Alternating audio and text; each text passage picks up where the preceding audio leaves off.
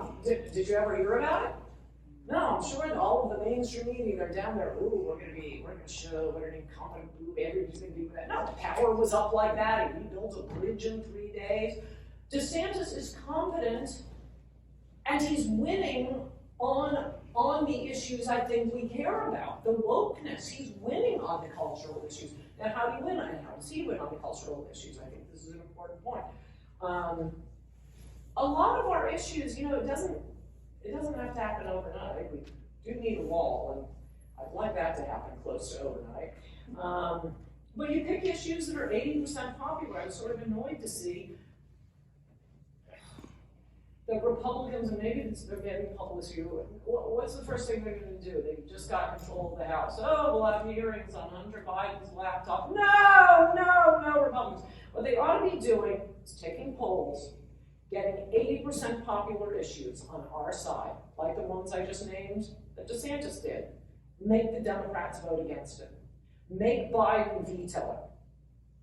That's what you do now, and then we win big in 2 years. And as for the culture, I mean, we were just talking about this in the car, just one other point.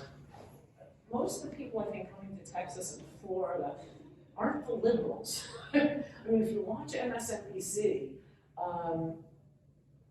you'd be terrified to come to Texas or Florida as a liberal.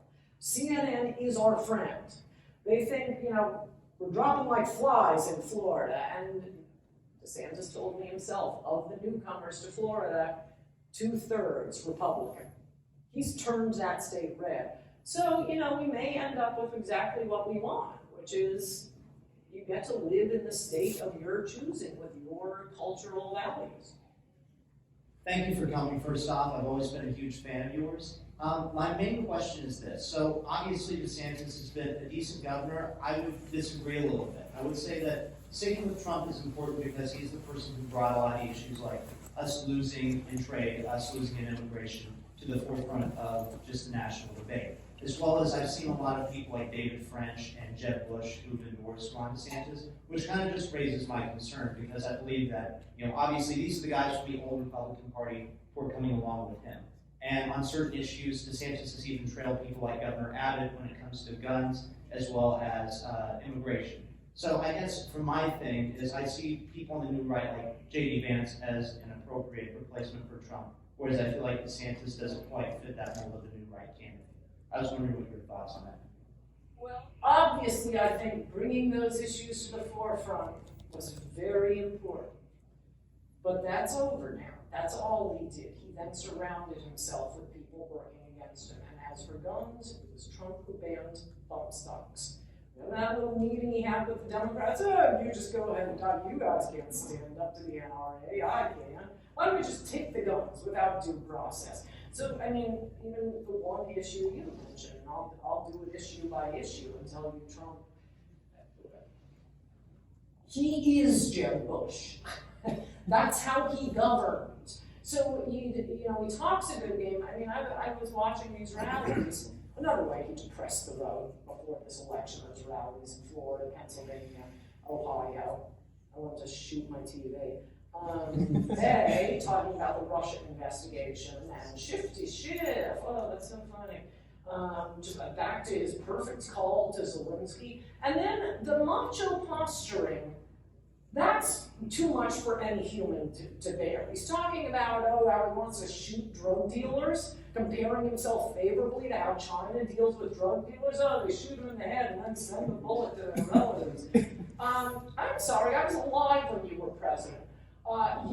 You listened to advice from Jared and Kim Kardashian and passed a law to release criminals. He released people from prison. In the first debate with Joe Biden, we're just coming out of months of BLM riots and Antifa. And what does Trump say? He attacks Biden for being too tough on criminals and says, I quote, I'm letting people out of jail now. Way to read the room. That's what he totally wants somebody who's soft on crime right now, Trump. I mean, I think that's why there's a red wave every place except for Trump. He didn't do it. So we'll honor him, but only if he fades into the sunset. He can't keep screwing up elections for us. And I wouldn't worry about who's endorsing DeSantis. A lot of jerks are going to endorse DeSantis.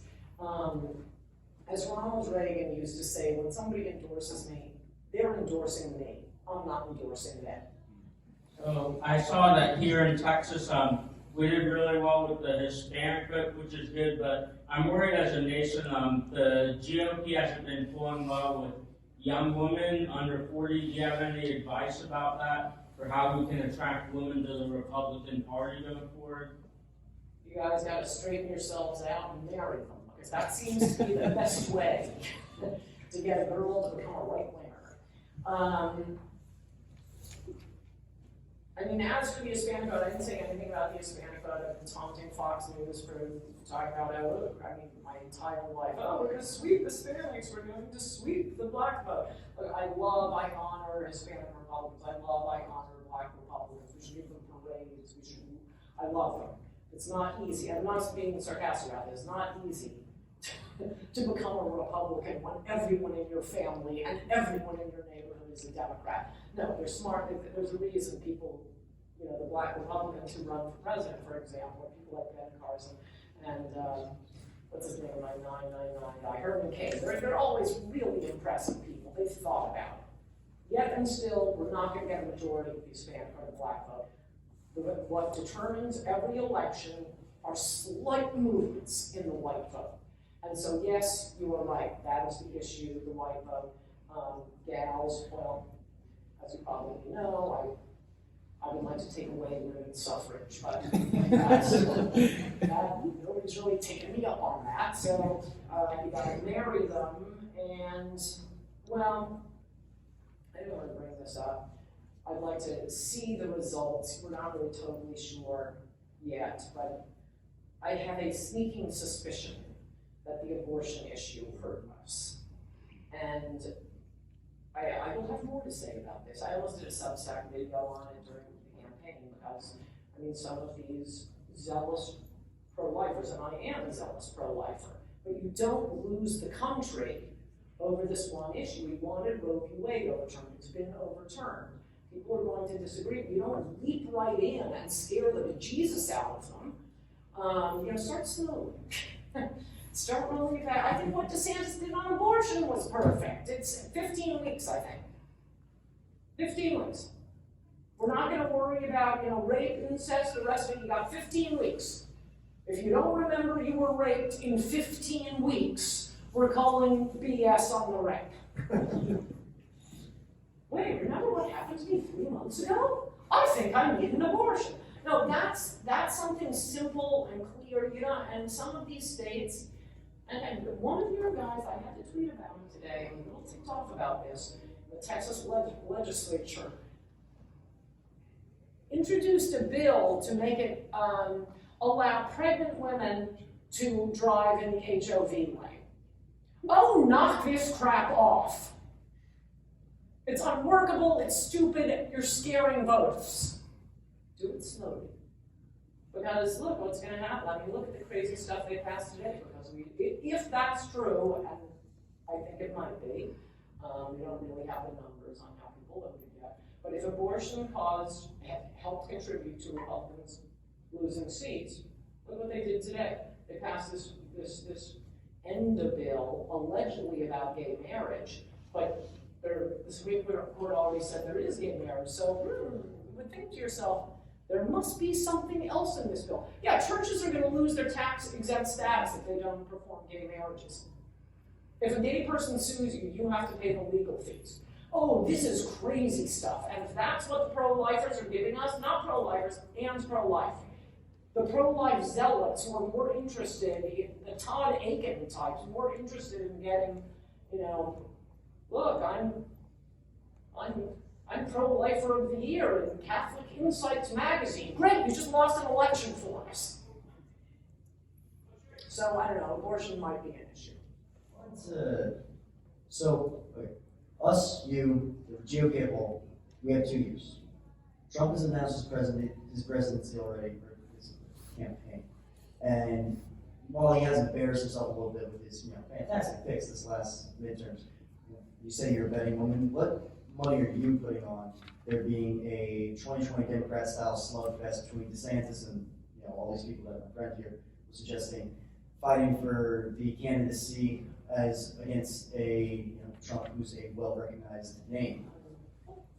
A lot of what's going on right now with polls, this is one of my favorite facts about American politics, is just name recognition. So for example, in 1999, before the 2000 election, first one that elected George Bush, guess who was like top of the polls? Maybe second. Liddy Dole.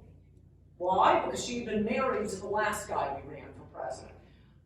2008, when it was McCain, a year before the election, who was crushing the polls? Fred Thompson, because people had seen him on Law and Order.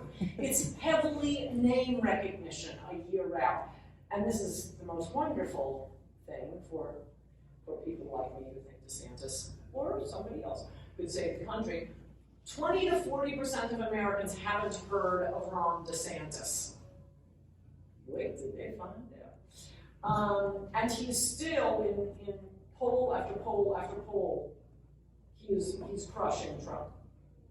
I think they just did a poll in Texas among Hispanics.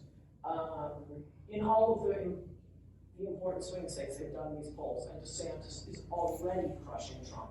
So I already have, and I have since 2020. I no longer bet money. Liberals never bet. So I make state dinner bets. I have 3 state dinner bets that Trump will not be the nominee. And that's just because what they were offering it to me. My actual bet is he will not be in the first primary because he doesn't want to be a big, fat loser. So he'll see what the polls are and he doesn't want to lose. And I suspect he'll do what he did in a lot of these. I mean, who knows, he's an infant. I suspect he'll figure out DeSantis is going to win and quickly rush in and endorse him. So we can say, you see, it was my endorsement that carried him through. But it could get ugly until then. I mean, he could cause us to lose the Herschel Walker seat. And like I say, Herschel Walker, by accident, turned out to be actually quite a good candidate, but people associated him too much with Trump in Georgia.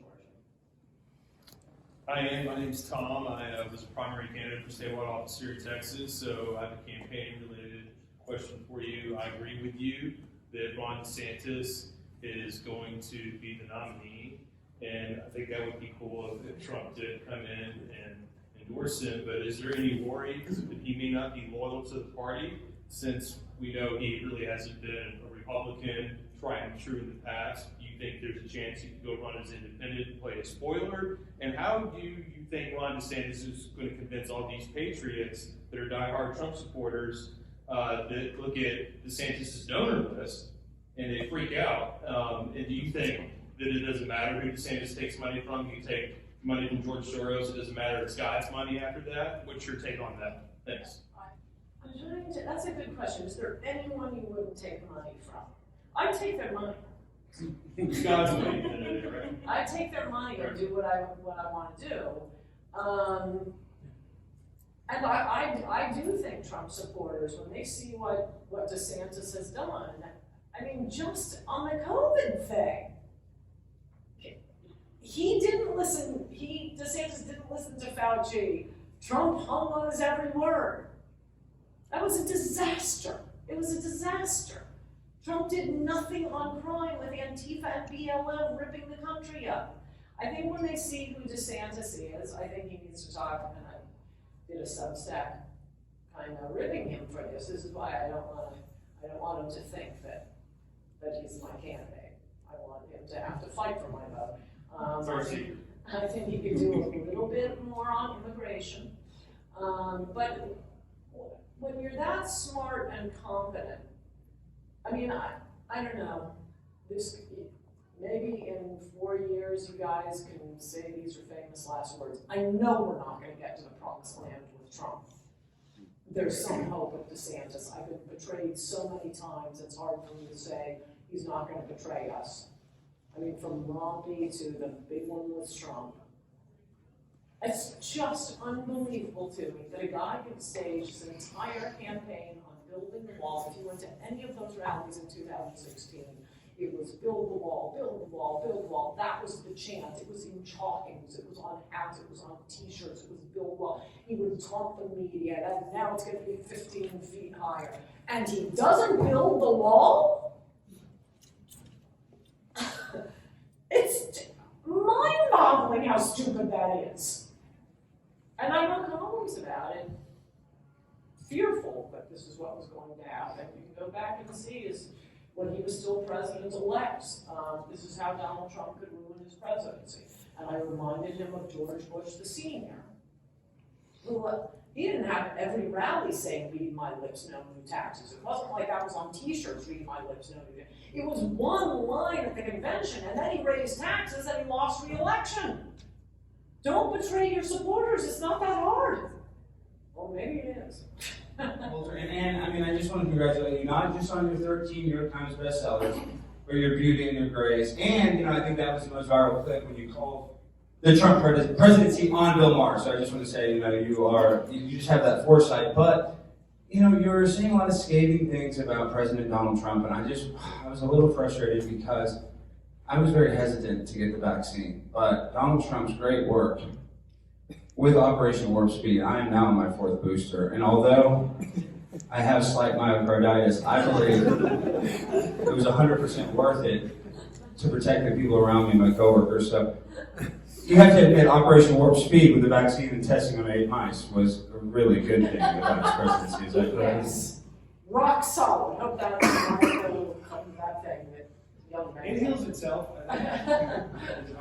Doesn't matter, I don't need the mic. But the myocarditis, it heals on its own. And I have Obamacare, so. Thank you, Alex Stein, 99. In the past, you've said, I think something like north of 30 million illegals in the United States. Yes. But the other immigration restrictionist groups like CIS and FAIR, they say it's like the 11 or 12 million. I think they do that because they want to make it so it seems like illegal immigration crime numbers are a bit higher. Using your numbers, it seems like they're way below American crime rates.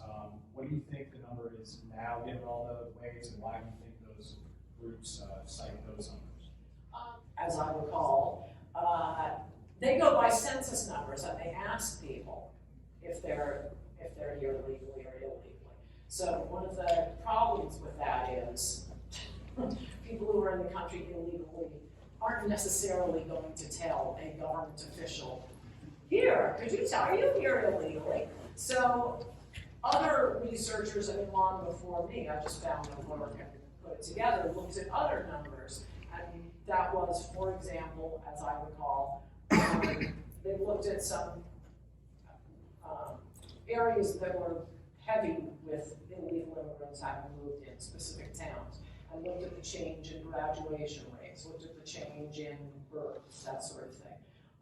There were 2 Pulitzer Prize winning reporters, long-time, this is a separate study now. Those guys were with the Wall Street Journal and did a big study on it, like 10 years before I wrote my book. Then these 2, I forget their name, they have their own entry in Wikipedia. Again, it's all in Adios America. But they're very Pulitzer Prize winning investigative reporters, and they spent like, I don't know, 10 years investigating how many illegals were coming in across the border versus how many were going out.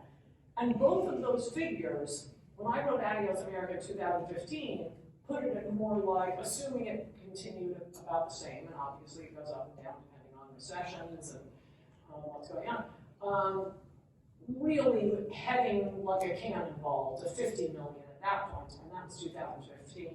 And I haven't even tried to add it. I mean, what Biden is doing at the border, Clinton didn't do.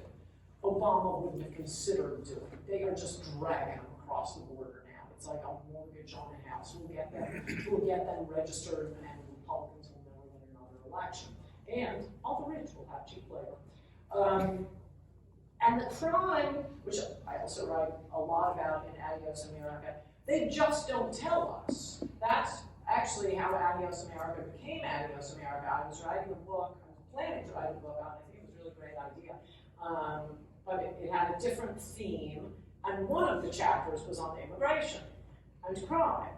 And I go to look up the numbers, and they weren't there. And I'm a fanatic. Texas, though, right? Texas was the best one, and even that, it was like one study, and Rick Perry was being attacked for it, and the government hides this information.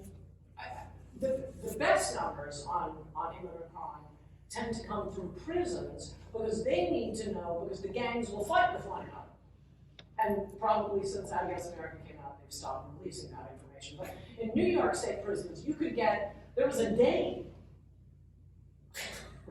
one day, much higher numbers from some other countries. But you could get some good prison numbers. And the main thing you notice about, and that goes up and down too, during the recession, at least Latin American crime rate went down, and I think it's because the stragglers, the worst that were coming across, had come in last, and they went home during the recession, and the crime actually got better. But mostly what you see with all immigrant groups is just different kinds of crime. I mean, not Latin American, that's obviously what you see the most of here in Texas, but China, Nigeria, Russia, we have massive credit card frauds. We have massive Medicare scams. I put that in the book. I'm not like looking for find foreigners doing Medicare scams. No, I just looked up the DOJ reports on people stealing hundreds of millions of dollars from Medicare. Yeah, so Americans, sorry, we're going to have to raise the retirement age for you guys. We're going to means test it. And then we just listed the names. It's not a name these aren't names you would have found in a phone book in 1960, any place in America. I read the audiobook of Adios America, and I loved the book so much. I basically had the whole thing memorized. I didn't even need to look at it. But whenever we got to like the Medicare frauds in particular, there would be a whole page. I did one for the Medicaid frauds for just 1 month, because I couldn't get them all, and I just listed the names. So I had 1 page of these crazy foreign names that I had to do syllable by syllable in the audiobook, and they have to go put it all together later. So a lot of what you get with immigrant crime are different kinds of crime. One of the great advantages we've had in America until now is that our criminals tend to be stupid, and they're easy to catch. No, now we're getting smart criminals. It's really bad. Sorry. Hey, good talk. Thank you, Ms. Coulter, for coming. You were spot on about the comment you made about Black Republicans. And yeah, I'm the only one in my family for sure, growing up inside the Beltway and in the South Bronx. And it kind of gave me a double disdain for Democratic leadership, just being in both places. But see, you're exactly what I'm talking about. You didn't, well, I didn't think about me as a Republican. I just decided to be a Republican. well, no, and I'm in academia, so yeah, that's the other thing too. But yeah, just real quick, you're giving great talk here, but I just have reservations about DeSantis for a couple of reasons, and it's just something that's missing. I don't know if his spine is completely intact, and I know given all of the things that he did, but watching what's happened, at least since the Obama years and then into the Trump presidency, just the people that are in Congress are really nasty. We'll speak on the Democrats, I just gotta say that, but and a lot of people in these communities that I grew up in just don't care. They just don't care either way. They just either want their check or they want their life. And DeSantis did a lot of great things for Florida, for sure. I don't know how many people are going to elect him. Should he run and should he be successful as a president? That's what bothers me. Trump has the hubris to really take these people on, which is what I admire. Now, all of the other things, like Twitter has the scroll function, so I never worry about that. But it's just the personalities. I just don't know. And that's something that DeSantis will have to come to if he, runs for president. One thing, if you look at Disney and COVID, that in fact, it's fine. But if I can maybe expand on a point that I'm semi in agreement with you on. And that is, we're never going to have a guy hold a rally like Donald Trump. He's a good talker. There's nobody like him. And when you look at one of his rally speeches versus DeSantis, it will be like what you say. It doesn't seem like to use a Donald Trump word strongly. A lot of guys just another disability. It's very strong, but he uses that word every sentence. I think that might not matter. We'll see. But one thing I've noticed about presidential races is, which is kind of weird, it might be a coincidence, you never know. It's like the hemline thing of whether a Republican or a Democrat wins. They say it's based on whether women's hemlines are up or down. You can predict it. Yeah, okay, that works until it stops working. I think it could just be a coincidence, so maybe there's a coincidence. But I've noticed that Americans tend to go back and forth between incredibly articulate presidents to marbles of their next president. So we go from Ronald Reagan. Oh, it drove Democrats crazy how articulate he was, the actor. Oh, he's just acting. And then we get the first President Bush, total marbles in his mouth. Then we get smooth Bill Clinton. Oh, I hated him. I hated him the way they hated Reagan because of the BS. And then we get marbles in his mouth, son of Bush.